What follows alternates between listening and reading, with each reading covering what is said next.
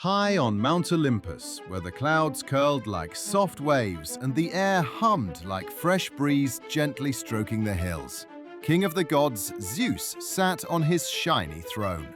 Around him lounged the immortals, sipping nectar and snacking on grapes. The Greeks had been fighting at the city of Troy for more than 10 years.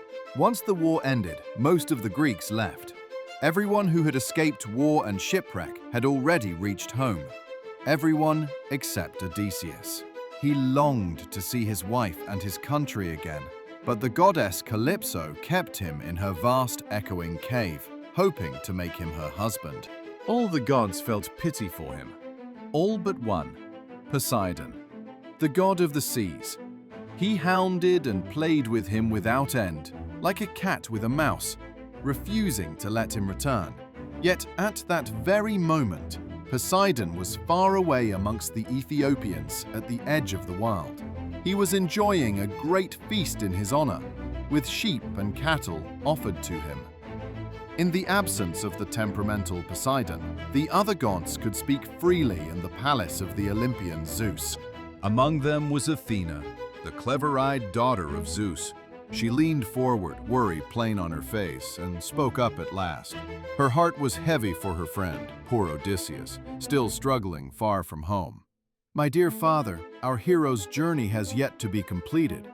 After bringing down Troy with his elaborate plans and strategies, he has been in an endless cyclone of trials and tribulations. Is it not time he can return home? Is it not time he can find some peace?" Zeus, being distracted by a huge cup of wine, began talking about the traitor Aegisthus, who had been slain by Orestes, the son of the Greek general Agamemnon. "Look," Zeus said, "men always blame us gods when their own foolishness is what ruins them. Aegisthus knew full well the price he would pay if he stole Agamemnon's wife. I even sent Hermes to warn him not to do such a thing, because Orestes would surely take his revenge. But Aegisthus ignored the warning, and look where that led him. Father, son of Kronos, king of kings. Yes, Aegisthus got what he deserved, but he is not the one on my mind. My heart aches for Odysseus, poor man, trapped on that lonely island in the middle of the sea, a forested place where a goddess lives. Calypso, daughter of Atlas, the titan who bears the pillars of earth and sky upon his shoulders. She keeps Odysseus there, endlessly tempting him to forget home and family, though his only wish is to see smoke rise from his own fireplace once more. And you, father, don't seem to care. Did not Odysseus honor you with countless sacrifices before Troy? Why then should you still be angry with him? My child, what are you saying?